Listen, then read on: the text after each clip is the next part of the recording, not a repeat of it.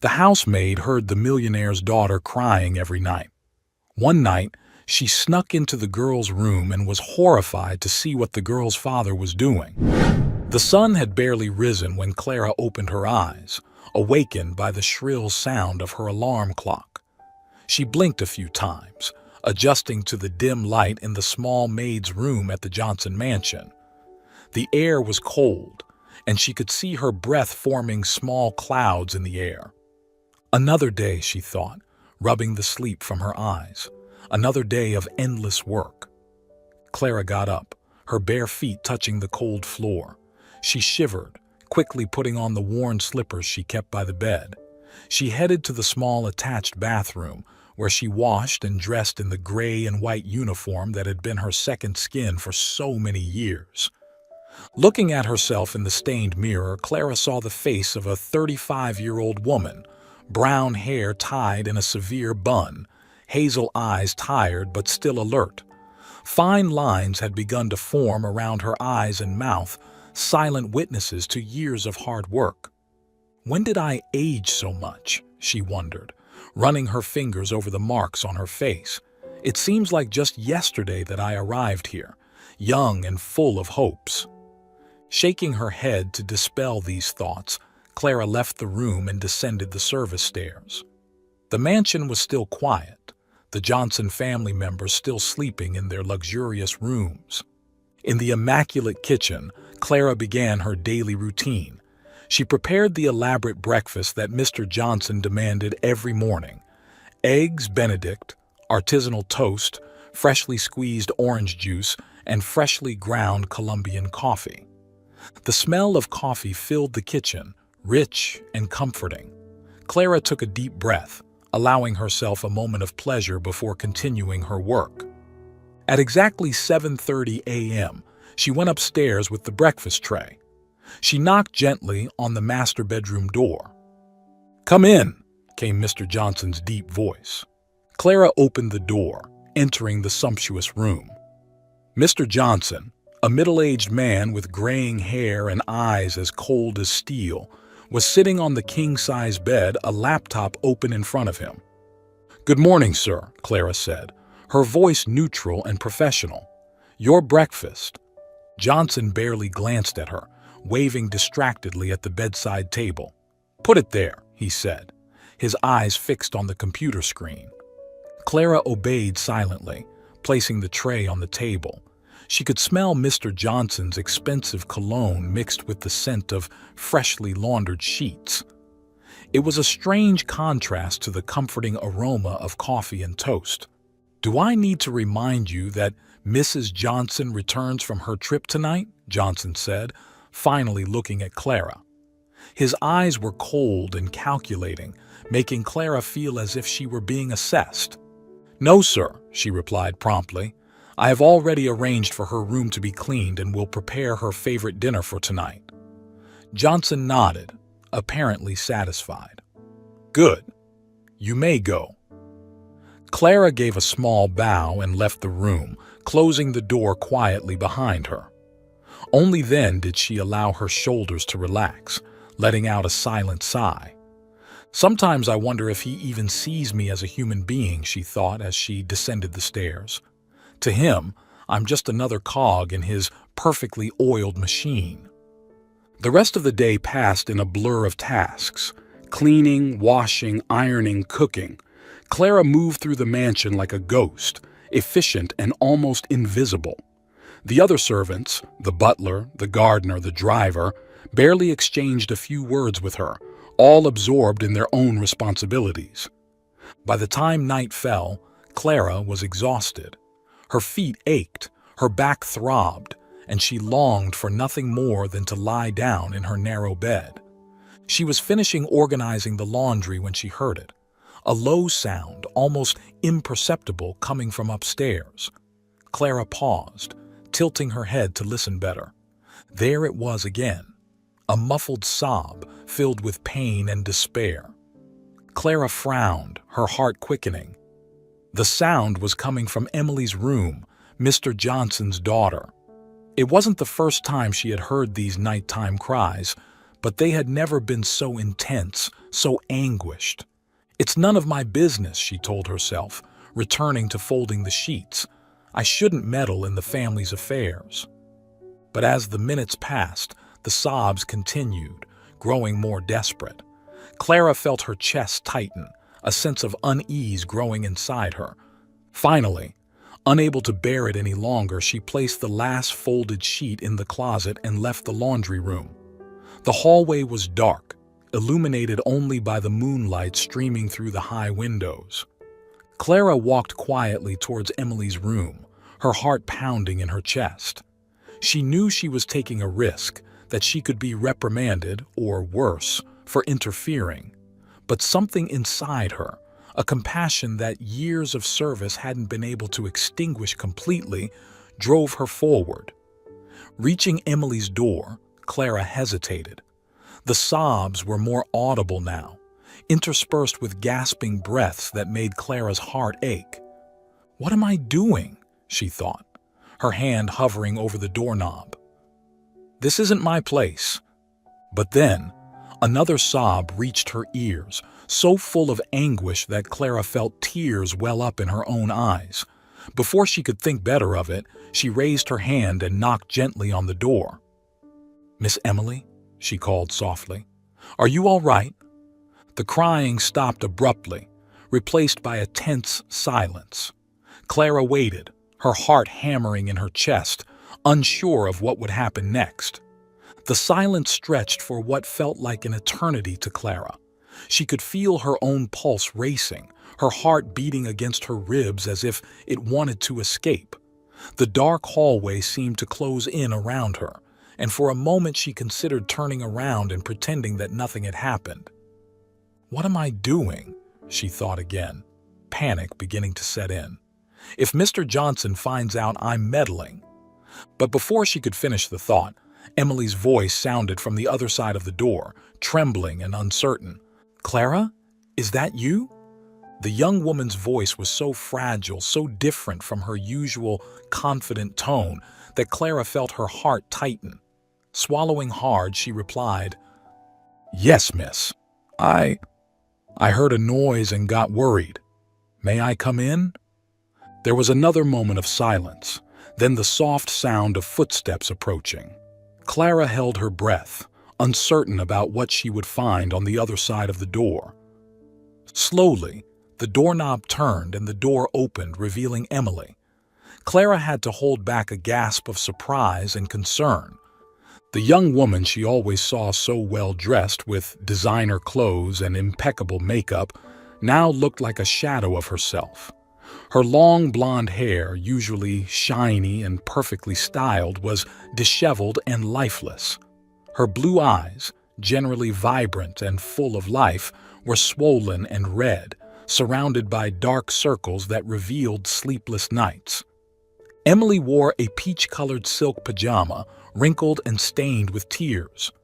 Her thin arms were wrapped around herself, as if she were trying to protect herself from some invisible threat. The sight was so shocking that Clara felt her throat tighten.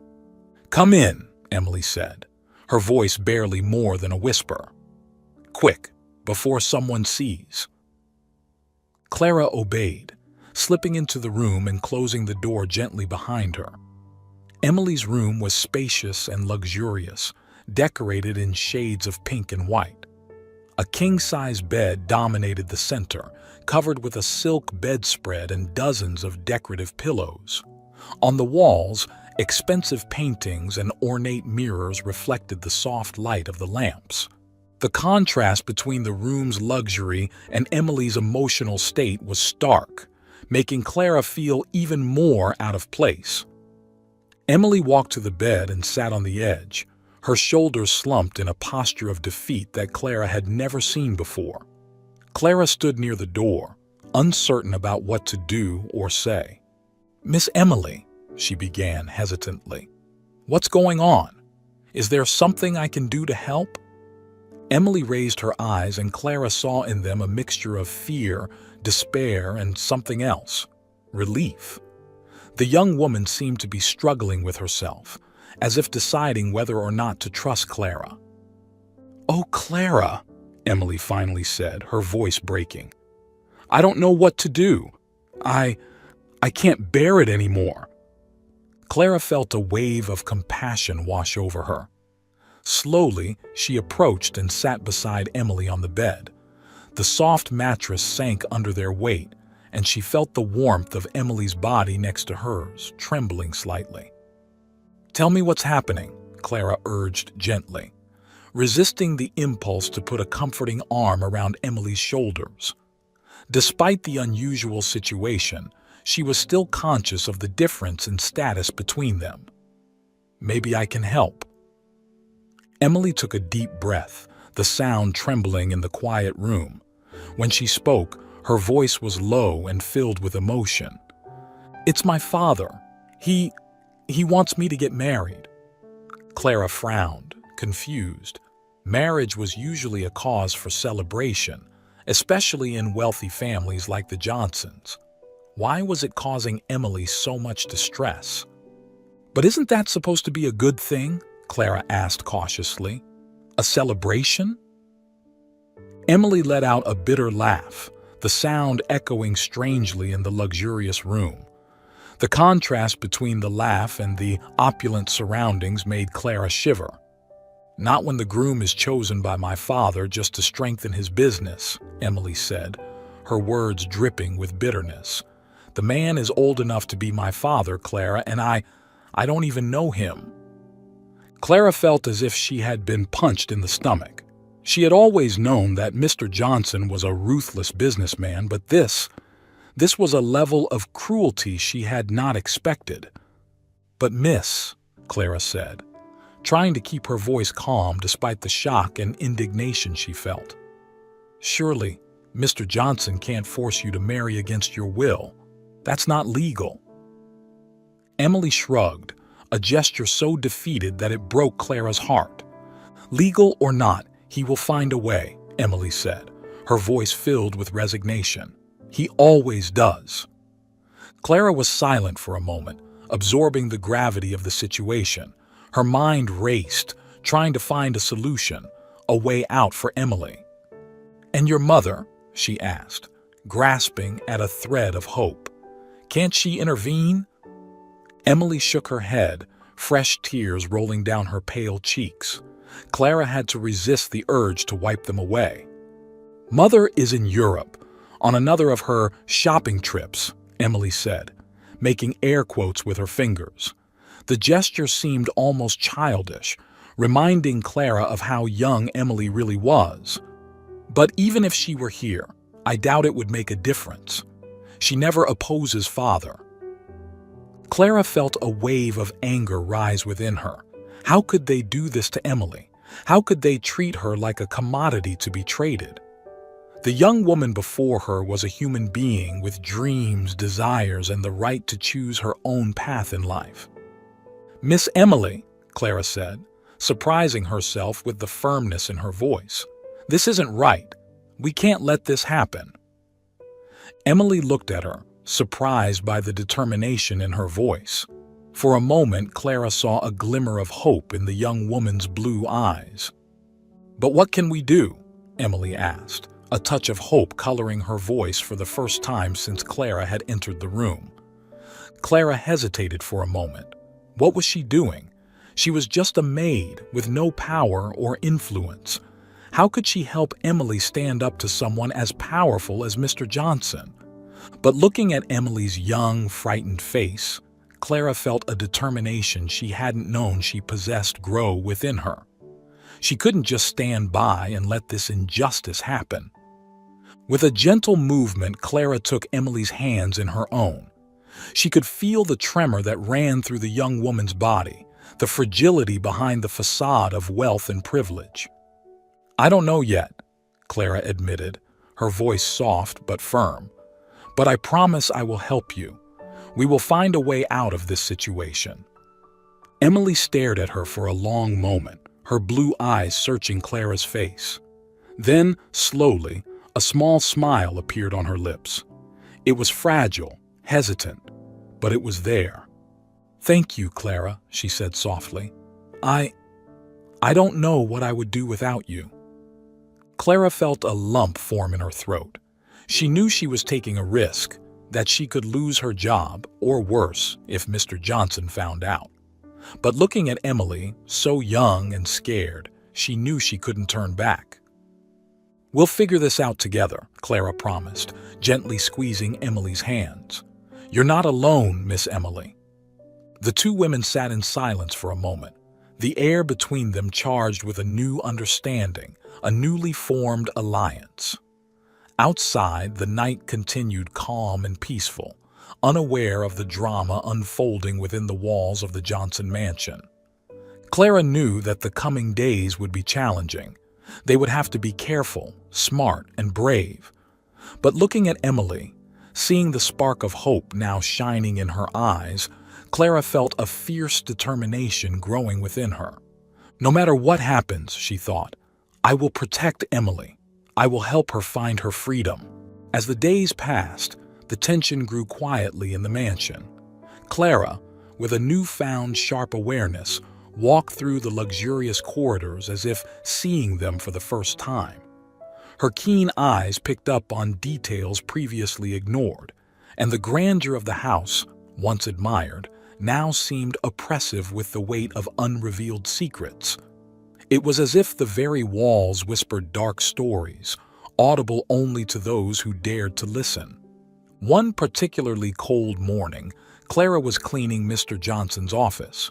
The rich aroma of leather and polished wood filled the air, mingling with the sharp smell of whiskey forgotten in a glass on the desk. She moved silently around the room, the cleaning cloth sliding over shiny surfaces.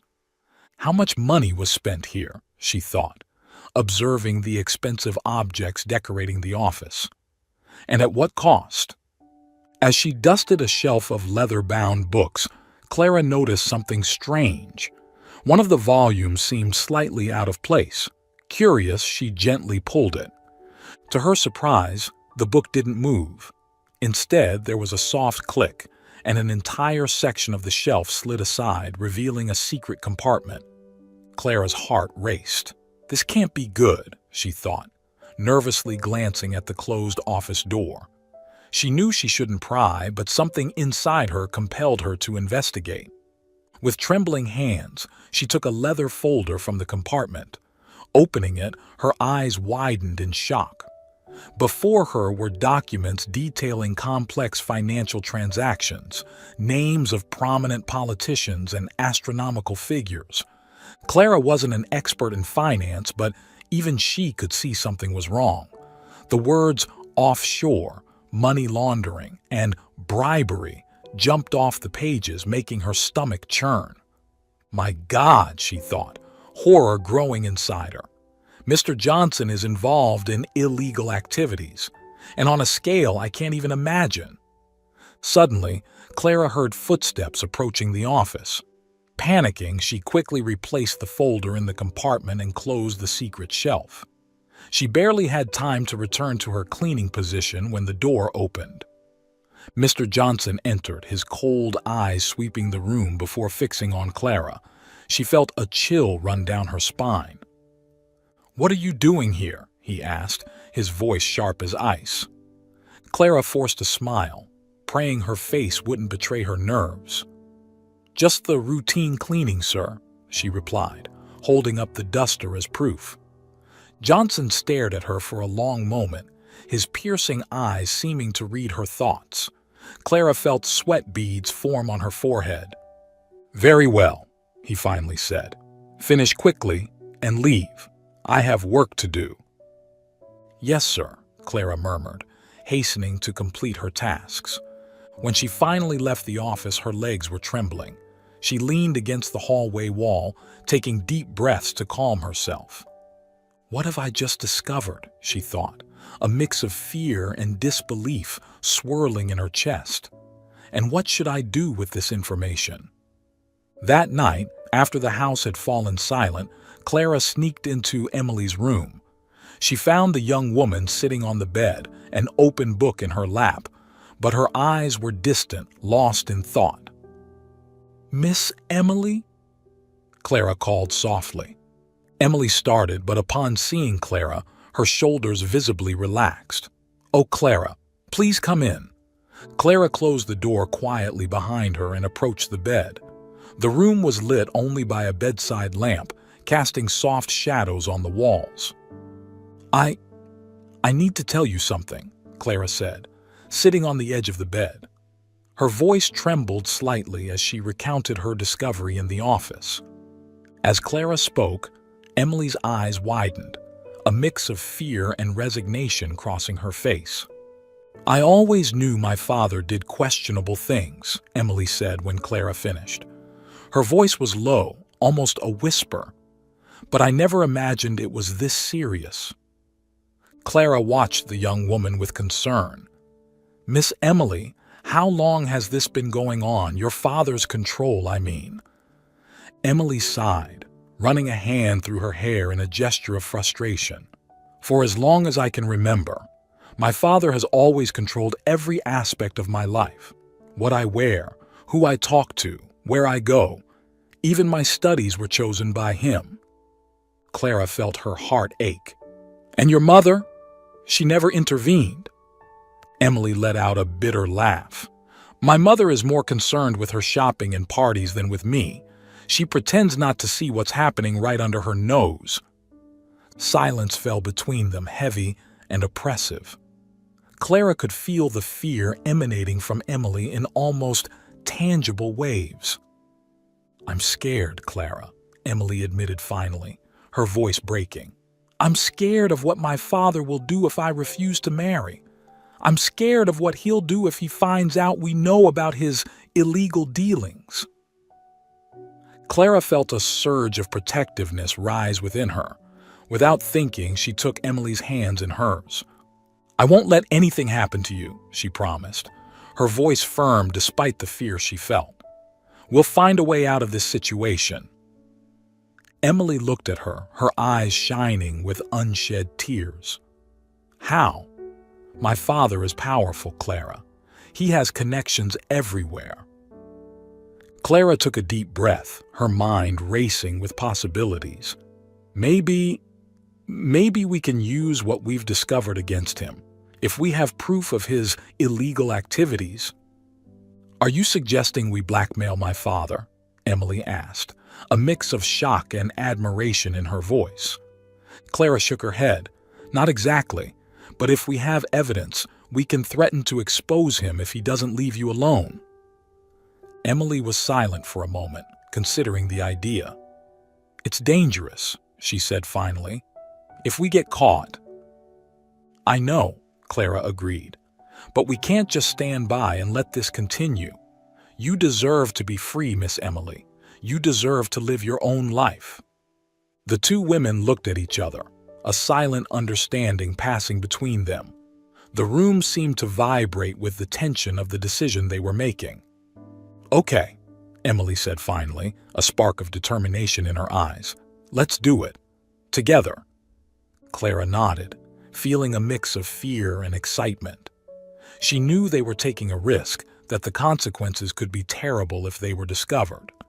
But looking at Emily, seeing the hope beginning to shine in her eyes, she knew she had no choice. "I will protect her," Clara promised silently, "no matter the cost." The sun had barely risen when Clara woke up, her body tense with the anxiety of what she was about to do. She got up silently, dressing carefully so as not to make any noise. The maid's room seemed smaller than ever, the walls almost suffocating with the weight of the secrets she now kept. "It's today," she thought, her heart racing. "Today, we start our fight against Mr. Johnson." Clara left the room, her steps soft in the dark corridor. The mansion still slept, but she knew it wouldn't for long. She had to act quickly. Arriving in the kitchen, Clara began her usual routine, preparing the elaborate breakfast Mr. Johnson demanded every morning. Her hands trembled slightly as she cracked the eggs, the rich smell of freshly ground coffee filling the air. "Stay calm," she told herself. "Act normal." As she worked, her mind reviewed the plan she and Emily had devised the night before. It was risky, even dangerous, but it was their only chance. The sound of heavy footsteps pulled her from her thoughts. Peter, the gardener, entered the kitchen, his face marked by fatigue and something else. Fear? "Good morning, Clara," he said, his voice low and tense. Clara watched him for a moment. Peter had always been quiet, keeping to himself, but in the past few days she had noticed something different about him, a restlessness, a furtive look that intrigued her. "Good morning, Peter," she replied hesitantly. "Is everything all right?" Peter looked around as if checking if they were truly alone. Then, to Clara's surprise, he approached, his voice almost a whisper. "Clara, I need to talk to you. It's important." Clara felt her heart speed up. What could Peter want? Did he know something about her plans with Emily? "What is it, Peter?" she asked, trying to keep her voice calm. Peter took a deep breath, his eyes meeting Clara's with an intensity that surprised her. "I know what Mr. Johnson is doing," he said, "and I know you and Miss Emily are planning something against him." Clara felt the blood freeze in her veins. How did Peter know? Was he going to report them? "Peter, I don't know what you're talking about," she began, but Peter interrupted her with a gesture. "Don't lie to me, Clara. I saw you two talking in the garden last night, and I want to help." Clara was speechless for a moment, studying Peter's face. There was determination in his eyes, but also fear and hope. "Why?" she finally asked. "Why do you want to help us?" Peter looked at his calloused hands, his voice trembling slightly as he spoke. "Because Mr. Johnson isn't just cruel to his daughter. He's been blackmailing me for years. He threatened to deport my family if I didn't do exactly what he said. I can't take it anymore, Clara. I can't live like this." Clara felt a wave of compassion and understanding wash over her. She reached out, gently touching Peter's arm. "Oh, Peter," she said softly. "I'm sorry. I didn't know." Peter raised his eyes, a sad smile on his lips. No one knew. That was the point. But now we have a chance to stop him. Together. Clara nodded slowly, her mind racing with possibilities. With Peter on their side, their chances of success increased significantly. "All right," she said finally, "let's talk to Emily. Together, we can come up with a better plan." That night, after everyone in the mansion had gone to bed, Clara, Emily, and Peter gathered in Emily's room. The tension in the air was palpable, three people united by a common goal but still uncertain about how to proceed. Emily looked at Peter with a mix of surprise and caution. "Are you sure we can trust him?" she whispered to Clara. Clara nodded. "He's as trapped in this situation as we are, Emily, and with his help, we have a much better chance." Emily took a deep breath, then turned to Peter. "All right," she said. "What do you suggest?" Peter leaned forward, his voice low but firm. "Mr. Johnson keeps a safe in his office," he began. "I saw him open it once when he thought he was alone. Inside, there were folders and a hard drive. I bet that's where he keeps all the evidence of his illegal activities." Clara and Emily exchanged glances. This could be exactly what they needed. "But how are we going to get into the office?" Clara asked. "He always keeps it locked." It was then that Emily smiled, a determined glint in her eyes. "Leave that to me," she said. "I can create a distraction, something to get my father out of the office long enough for you to get in." Clara felt a chill of apprehension. "Emily, are you sure? If your father finds out—" Emily cut her off with a firm gesture. "I'm tired of being afraid of him, Clara. It's time we fight back." Peter nodded, a smile of admiration on his face. "You're brave, Miss Emily, but we need to be careful. If we get caught—" "We won't," Emily said firmly. "We'll plan every detail. We can't afford to fail." The three of them spent the next few hours devising their plan. Every move, every possible obstacle was discussed and resolved. By the time they finished, the sun was already beginning to rise, painting the sky in shades of pink and gold. Clara looked out the window, feeling a mix of fear and anticipation. In a few days, they would put their plan into action. It was risky, dangerous, but it was their only chance to free Emily and expose Mr. Johnson's crimes. God help us, Clara thought, her heart heavy with the weight of responsibility. As the three of them parted, each going to their respective rooms, Clara couldn't help but feel that something had changed irrevocably. They were no longer just employees and mistress. They were conspirators, united by a common goal and a dangerous secret. The clock on the wall read 5:30 a.m. In a few hours, the mansion would awaken to another seemingly normal day. But beneath the surface, a revolution was about to begin. Clara lay down in her bed, exhausted but unable to sleep. Her mind replayed every detail of the plan, every possible failure. "We will succeed," she told herself, trying to believe her own words. "We have to succeed." Just as Clara finally managed to close her eyes and sleep, she was brutally torn from her slumber by violent knocks on her door. Her heart instantly raced, adrenaline flooding her system before she could even fully open her eyes. "Open the door right now!"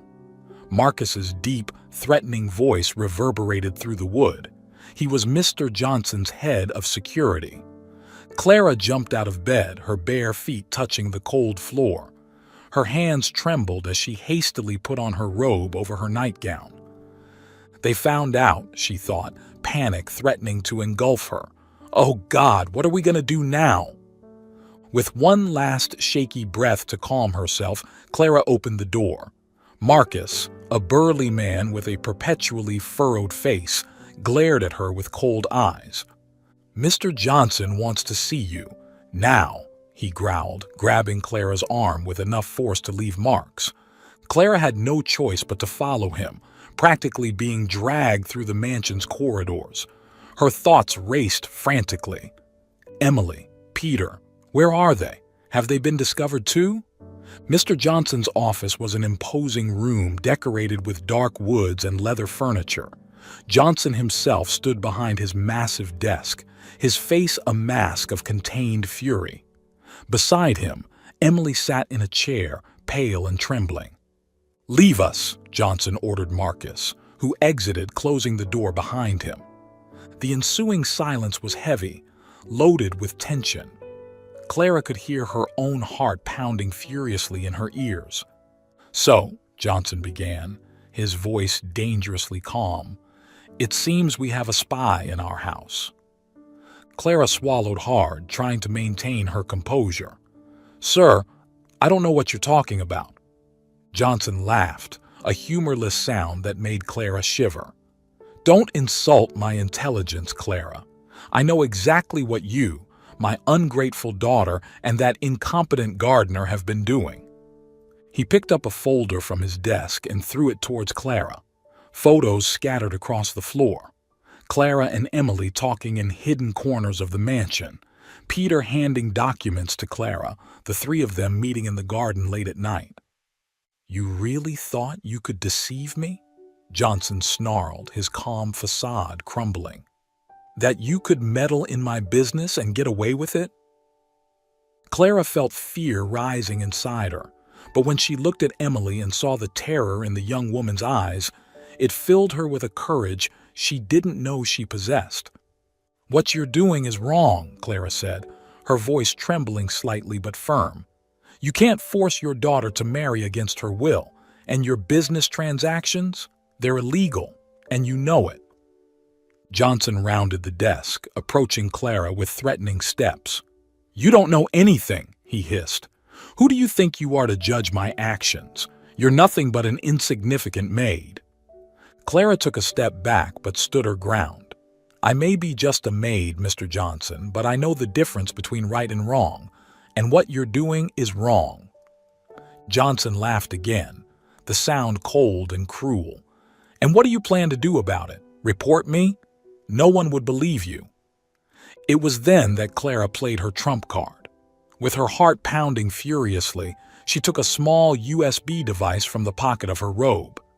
Maybe they won't believe me, she said, holding up the device, but they will believe the evidence I have here. Johnson's face visibly paled. What is that? He asked, his voice betraying a hint of fear for the first time. Copies of all your incriminating documents, Clara replied. Illegal contracts, records of bribes, evidence of your blackmail. It's all here. Johnson lunged forward, trying to grab the device, but Clara was faster, stepping back. Don't even think about it, she warned. There are copies. If anything happens to me or Emily, this information goes straight to the authorities. Johnson's face contorted in a mask of rage. For a moment, Clara feared he might physically attack her. But then, something in his eyes changed. It was a look Clara knew well, the look of a man calculating his options. What do you want? He finally asked, his voice a low growl. Clara took a deep breath, gathering all her courage. I want you to leave Emily alone. Cancel this ridiculous marriage and let her live her own life. And I want you to stop your illegal activities. Johnson laughed bitterly. You ask for a lot, don't you? No, Emily intervened, surprising everyone as she stood up. Her voice trembled, but there was a determination in her eyes that Clara had never seen before. She's not asking for a lot, Father. She's asking for what's right. Johnson looked at his daughter, a mix of anger and something else in his eyes. Regret? Shame? Clara wasn't sure. And if I refuse? He asked, turning back to Clara.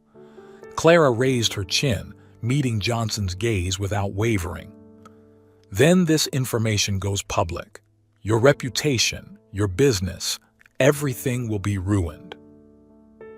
The silence that followed was tense, loaded with possibilities. Clara could feel her heart hammering against her ribs, sweat trickling down her back. She had played all her cards. Now all that remained was to wait. Finally, after what seemed like an eternity, Johnson let out a defeated sigh. Very well, he said, his voice tired. You win. The marriage is off. Emily let out a small sob of relief, running to hug Clara. Johnson watched them with an unreadable expression. But don't think this is over, he warned. You two have 24 hours to get out of this house, and if I hear even a word about my business leaking out... The threat hung in the air, unspoken but clearly understood. Clara nodded, holding Emily protectively. Understood, she said. We'll be gone by tomorrow. As they left the office, Clara felt a mix of relief and fear. They had secured Emily's freedom, but at what cost? Where would they go now? It doesn't matter, Clara thought, looking at Emily's relieved face. The important thing is that we're together and free. As they hurried back to their rooms to pack, Clara knew the future was uncertain. But for the first time in a long time, it was a future full of possibilities, a future they could shape with their own hands. And that, Clara thought with a smile, was worth any risk. The clock at the Johnson mansion struck midnight, each chime echoing like a gunshot in the silence of the night. Clara, her heart pounding against her ribs, peeked out of the small window in her maid's quarters. The full moon hung high in the sky, bathing the meticulously kept gardens in an ethereal silver light. It's now or never, she thought, swallowing hard. God help us. With silent movements born of years of practice, Clara picked up the small backpack she had prepared and left her room. The service corridor was dark and quiet, but each step she took seemed deafening to her hypersensitive ears. Reaching Emily's room, she knocked softly on the door, 3 times in quick succession, the agreed signal. The door opened almost instantly, revealing Emily. The young woman was pale, her blue eyes wide with fear and excitement. "Are you ready?" Clara whispered. Emily nodded, clutching a small bag. "Yes," she replied, her voice trembling slightly. "Let's go before I lose my nerve." The two women moved silently through the mansion's corridors, every shadow seeming like a threat, every creak of the floorboards an alarm about to sound. Clara could feel Emily's tremors beside her, the young woman's fear almost palpable. "Take a deep breath," Clara told herself. "Stay calm. For Emily." Finally, they reached the back door of the kitchen. Clara opened it carefully, grateful for the meticulous maintenance that prevented any revealing creaks. The cold night air hit them, carrying the scent of freshly cut grass and blooming roses. Peter, the gardener, waited for them in the shadows beside an old Ford Escort. His usually jovial face was tense, his dark eyes constantly scanning their surroundings. "Hurry," he whispered, opening the car door. "We need to get out of here before anyone notices." Clara helped Emily into the back seat, then slid into the passenger seat. Peter started the engine, the sound seeming deafening in the night. As the car slowly pulled away from the mansion, Clara couldn't help but look back. The imposing structure that had been her home and prison for so many years shrank in the distance, its dark windows seeming like empty eyes watching their escape. "Goodbye," she thought, a mix of relief and apprehension settling in her chest. "God forgive us for what we're doing." The car had just passed through the property's gates when the unthinkable happened. Lights turned on in the mansion, and the distant sound of raised voices reached their ears. "Damn it!" Peter cursed, flooring the accelerator. "They've found out!" The old Ford roared in protest but obeyed, gaining speed. Clara turned to look out the back window, her heart almost stopping as she saw two black SUVs speeding out of the mansion's garage. "They're coming after us!" she shouted, panic coloring her voice. Emily let out a frightened sob in the back seat. "Oh God," she murmured repeatedly, her hands gripping the seat so tightly her knuckles turned white. Peter cursed again, maneuvering the car skillfully through the deserted city streets. The Ford groaned and shook, clearly not used to such abuse. "Hold on!" Peter shouted, making a sharp turn at high speed. Clara was thrown against the door, feeling the impact resonate through her body. The SUVs were gaining ground, their high beams illuminating the Ford's interior. Clara could see Emily's terrified face in the back seat, silent tears streaming down her cheeks. "Peter, do something!" Clara pleaded, desperation taking over her. Peter nodded, his eyes fixed on the road ahead. "There's a shortcut just after that bend," he said, his voice tense. "If we can get there without them seeing." He left the sentence unfinished, but Clara understood. It was their only chance. The Ford skidded around the bend, the tires squealing in protest. For one terrible moment, Clara thought they would flip. But then the car straightened, and Peter turned sharply onto an almost invisible dirt road. The headlights were turned off, leaving them in near total darkness. Clara could hear her own ragged breathing, mixed with Emily's muffled sobs and Peter's heavy breathing. The Ford bounced violently on the bumpy road, but Peter kept control with a steely determination. Behind them, Clara could hear the roar of the SUV engines passing by on the main road. "I think we lost them," Peter said after a few tense minutes, his voice still filled with adrenaline. Clara let out a shaky sigh, feeling relief flood her body. She turned to Emily, who was curled up in the back seat, her eyes wide with fear. "It's okay now, Miss Emily," Clara said softly, reaching out to touch the young woman's knee. "We're safe." Emily nodded slowly, tears still streaming down her face. I can't believe we actually did it," she whispered. Peter slowed the car, allowing the Ford to navigate more smoothly along the dirt road. "I know a place where we can hide for a while," he said, A small town a few hours from here. I have a friend there who can help us." Clara nodded, feeling exhaustion begin to set in now that the adrenaline was wearing off. "Thank you, Peter," she said sincerely. "We wouldn't have made it without you." Peter shrugged, but Clara could see a small smile on his lips. "Hey, someone had to help you two get out of that hellhole," he said.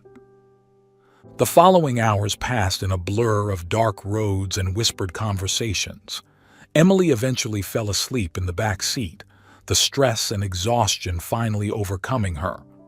As the sun began to rise on the horizon, painting the sky in shades of pink and orange, they reached a small town. The streets were deserted, the shops still closed. Peter drove to a small house on the outskirts of town, parking the tired car in the driveway. "We're here," he announced, turning off the engine.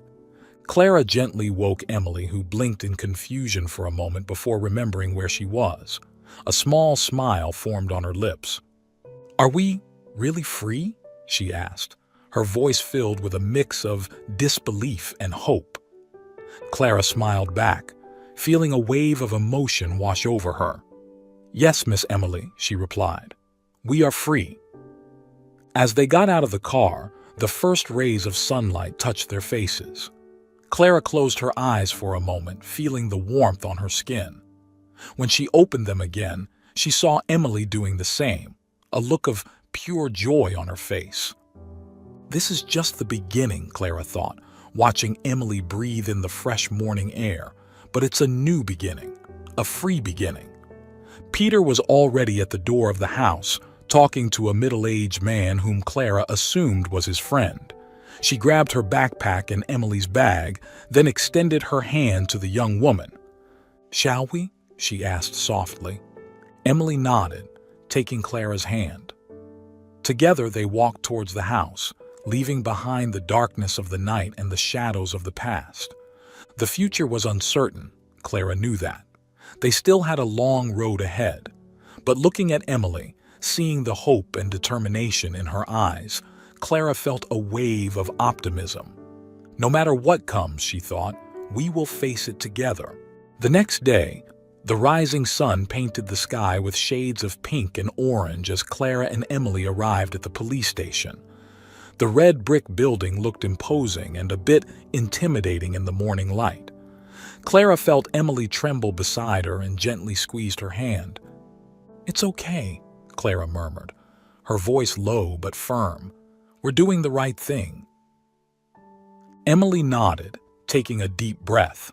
Her blue eyes, though tired from the dramatic escape, shone with a determination Clara had never seen before. How she's grown, Clara thought, a mix of pride and sadness filling her chest. Such a shame it had to be this way. Together, they climbed the stone steps and entered the building. The interior was cold and austere, smelling of stale coffee and paper. A policeman sitting behind a counter looked up as they approached. "Can I help you?" he asked, his voice neutral, but his eyes keenly assessing the two women in front of him. Clara cleared her throat, feeling it dry. "Yes," she said, her voice firmer than she felt. We have information about illegal activities. We'd like to speak with someone."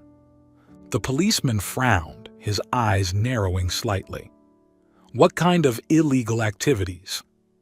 Emily stepped forward, her voice trembling slightly but gaining strength as she spoke. "Fraud, blackmail, possible influence peddling. We have evidence." The policeman stared at them for a long moment, then nodded slowly.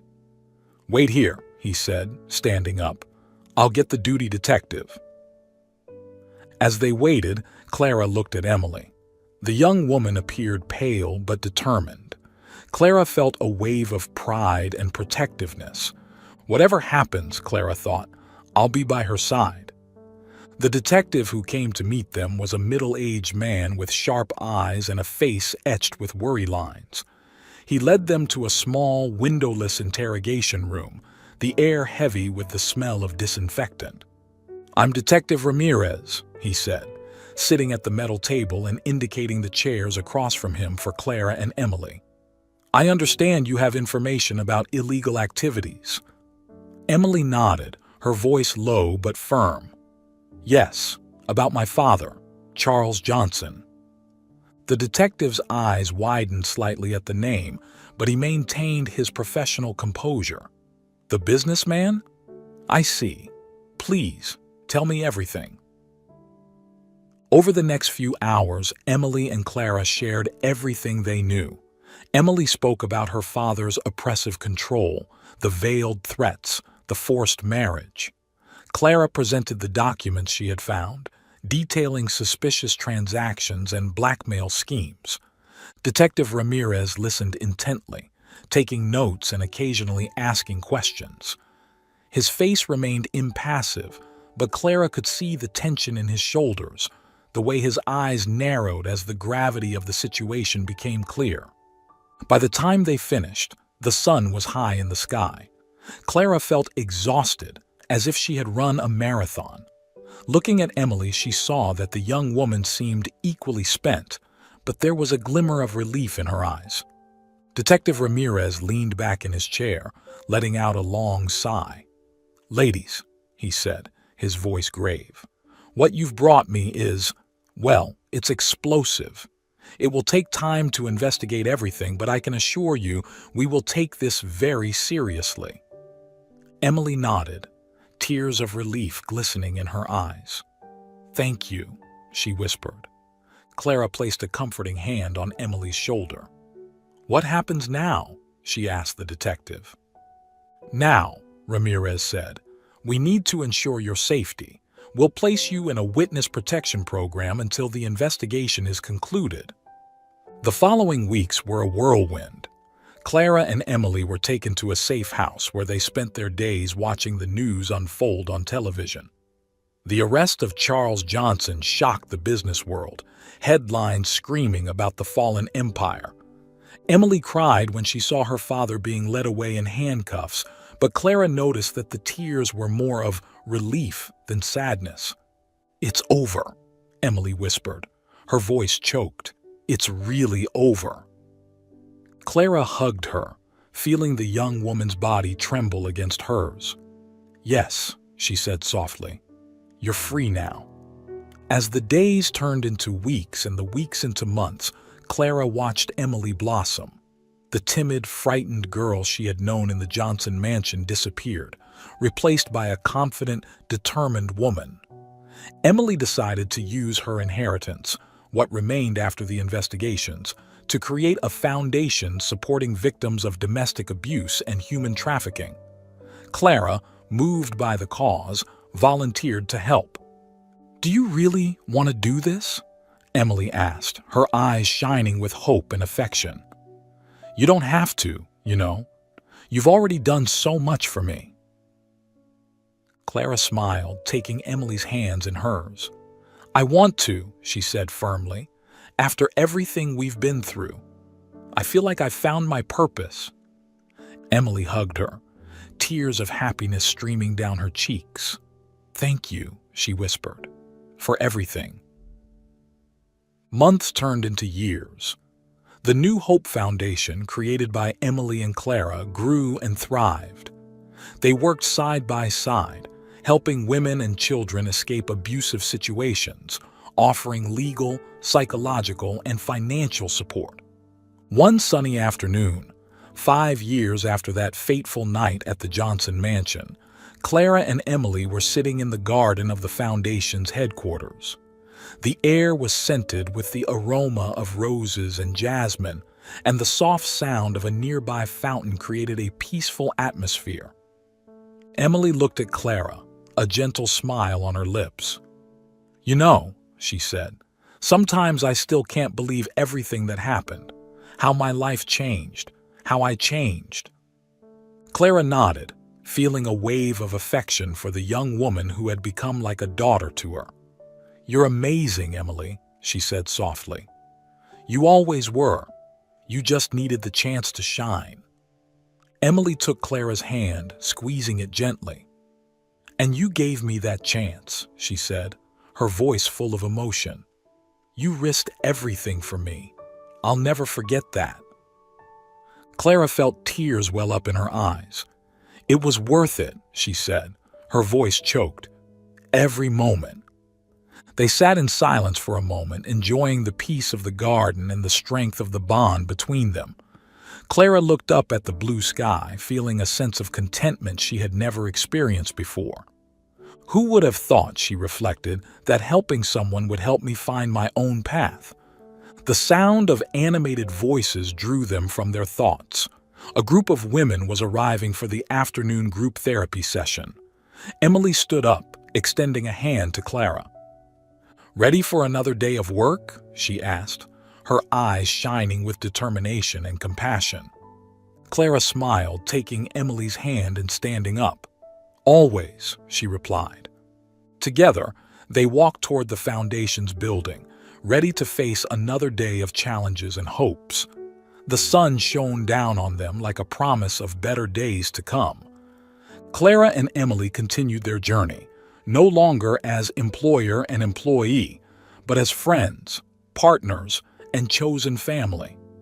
United by adversity, strengthened by determination, and inspired by hope, they moved forward, making a difference one life at a time. The future, once so uncertain and frightening, now gleamed with infinite possibilities. And though they knew there would be challenges ahead, Clara and Emily were ready to face them. Together,